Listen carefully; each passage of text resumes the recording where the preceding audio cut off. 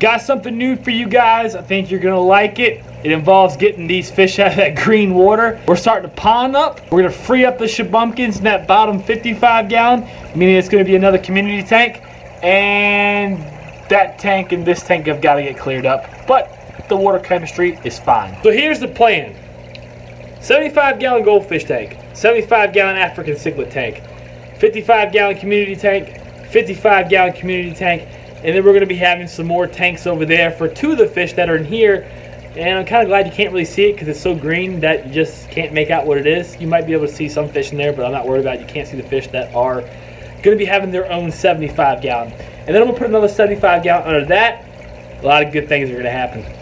So let me explain something real quick. And yes, the water is pea soup green, which isn't technically a bad thing. I have been away from the fish room for about a week, and now I'm 3 days off, and I'll be away for another week due to work. That's why I haven't been producing videos in the last couple weeks, because I've been extremely busy, and in my free time I've been spending it for myself and with my friends. So this water is pea soup green, and the reason for that is because I've got saltwater lighting this tank up. It was only temporarily when I was gone, but that timer right there, I switched it on outlet mode when I was feeding the fish and maintaining the aquarium. Well, me being gone for about almost a week, this reef light high output LEDs were on this aquarium 24/7 with a heavy bio load with 2, 12, 14-inch shabumpkins. So that's why we got the green water. We got a supply of nutrients, and we've got a supply of light. So this is nature's way of remedying the nutrients in the aquarium. So it's not actually a bad thing. It's actually taking the nitrates out of the water column. So it's unappealing to the eye, but it's nature's way of fixing things. It's starting to lightning, so I'm gonna make this part of the video quick. But you guys are probably wondering, why in the world did I even decide to put big fish in a tank that was too small for them? And the reason for that is because I knew it was going to be short term. I acquired those fish back in the winter. I'm going to put a video in the description below. That way you guys can see it. Long story short, the ex-owners of the local fish store, Sandra, long story short, something happened to the pond, and she culled some fish, most of the fish she kept, but she didn't keep the shabumpkins. She kept most of her koi. And I saw those shabumpkins in a Laguna pond, and they caught my eye, and I decided to take them home. I wanted to put them outside, which they are now in this pond. Having those fish in the 55-gallon aquarium for a few months wasn't going to hurt them too bad. They were already grown to their fullest size, so it's not like I was stunting their growth. Here's a sneak peek for a future video. This is the same exact 55-gallon you guys saw. It's already got fish in it, and I think you guys are going to love it. So in this process, the fish were in this aquarium temporarily, knowing it would turn into something else. Now they have their forever home. They can live happily in it. And this aquarium here has a new purpose. So right now I'm going to Lowe's in Tappahannock, Virginia. I'm going to pick out some gravel for the substrate of the pond. That way, that gravel is going to act as biomedia, to speak.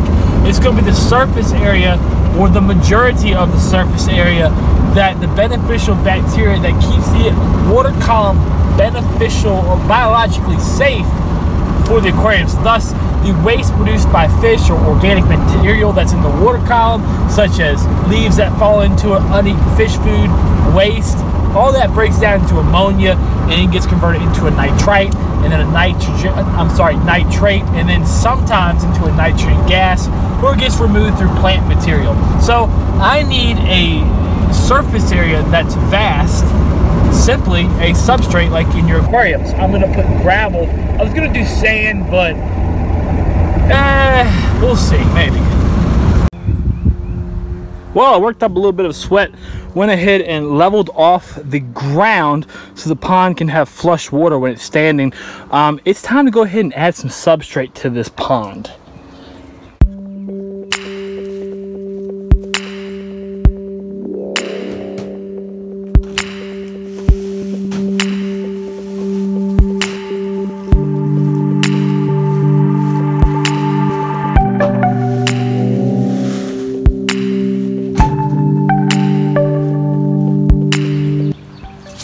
I'm not entirely sure if I'm going to use all 5 of these bags or not. And I'm not even going to pre-wash them because this stuff will settle down and get collected by the filters. It's going to take too long to wash the rocks. It's going to become a cloudy mess. But for right now, I'm just going to start introducing the gravel into the pond.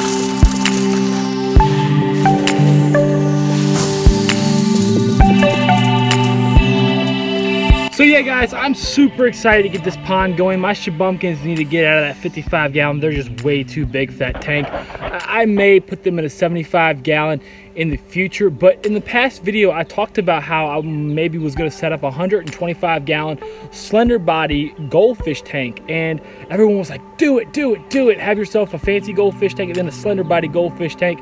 It'll be awesome.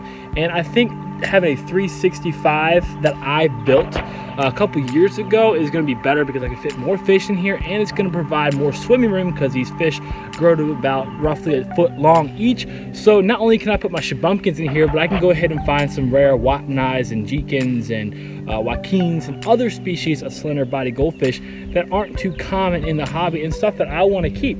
So I think this is going to be a great opportunity.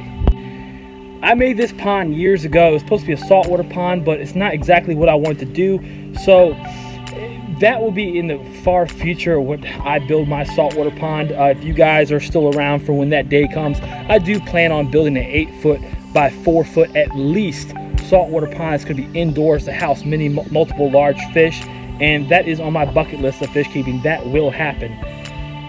I give my word on that one.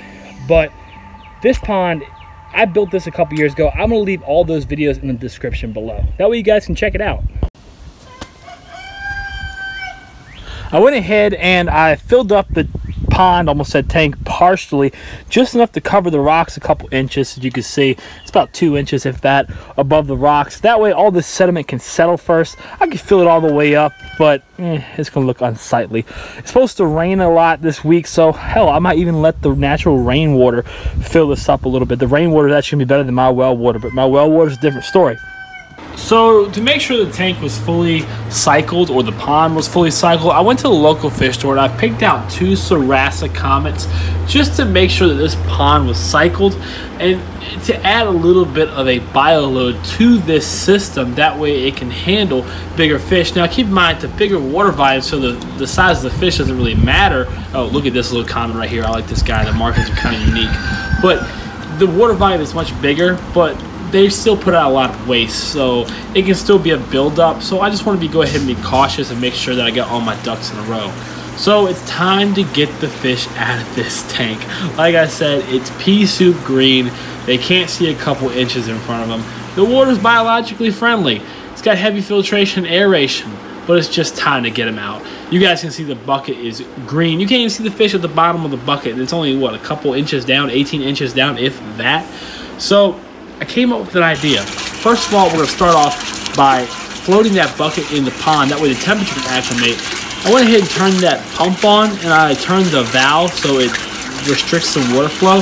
And now I'm doing a drip acclimation, so to speak, while also aerating that bucket. Once the bucket got filled up, it's time to go ahead and put the fish in the pond. I tried to get him out with 1 scoop, but one fish was just a little too clever, so check him out. Now, I believe this is a male and a female. The fish have been in this pond for a few weeks now, and we've had warm days, which usually trigger spawning. I really want to see these fish spawn, and I would love to take the fry, if any survive, the eggs being eaten or uneaten, and raise them up, because these are quality Shabumpkins, and their offspring would be that as well. So I wasn't playing anymore with that net. So when you're handling your fish, be cautious, guys. Be easy with your fish. Make sure your hands don't have any detergents or cleaners on them. And that's that. Fish are in the pond. These guys are stressing out because they're in a new environment. And one thing to keep in mind that I didn't do in this part of the video, you want to provide hiding spots for your fish. If you do not provide hiding spots, the fish are not going to be as active. But if you provide the hiding spots, they're going to feel secure and come out more often. What I believe I'm going to do for filtration is I'm going to install a canister filter under the ground. I'm going to dig a hole and run PVC pipe. I'm maybe thinking way how to winterize it. I might put the unions in it so that I can just sit the canister filter in the pond and have it shooting up or something. I don't know yet. But I'm going to hide the canister filter over here in this dirt area, which flowers are going to be around later. And to basically sheathe this pond, I'm going to put patio retaining wall block around it. And I've still got to level the ground for that. But that filter will be hidden in the back behind a bunch of flowers. And then I might divert it so the point it can have two outputs, one for the filter return and one for maybe a water feature like that to provide some aeration. I'm not entirely sure if I'm going to add a UV light because the storm took out some limbs, but trees and shade are everywhere on this side of the house. And I might put a UV on here because I have one, a 36 watt UV just laying around, but it's pretty shaded. The UV will kill waterborne pathogens. It's not going to take care of parasites and infections that are inside of a fish's body, but it will kill waterborne pathogens. So that's a plus, and it'll also provide more clarity to the water. But now it's the end of the video, and for the people that stuck around to the end, now you get a surprise. Let's talk about the 3 tanks that I haven't shown anybody yet. So behind me are 4 aquariums, and this is not where it ends. And in front of me, there are 2 more aquariums. There's 2 125 gallons. The 125 gallon angelfish tank, I'm looking at it right now, so I'm holding my phone on, and below me is another 125 gallon, and it's going to be, actually it's already got salt in it. So it's going to be a 125 gallon saltwater aquarium below a 125 gallon freshwater aquarium. Below me though, the 2 community tank, the 2 aquariums right here are going to be community aquariums, followed by my 75 gallon goldfish tank and my 75 gallon African cichlid tank. I got a lot of good things coming, guys. Stay tuned.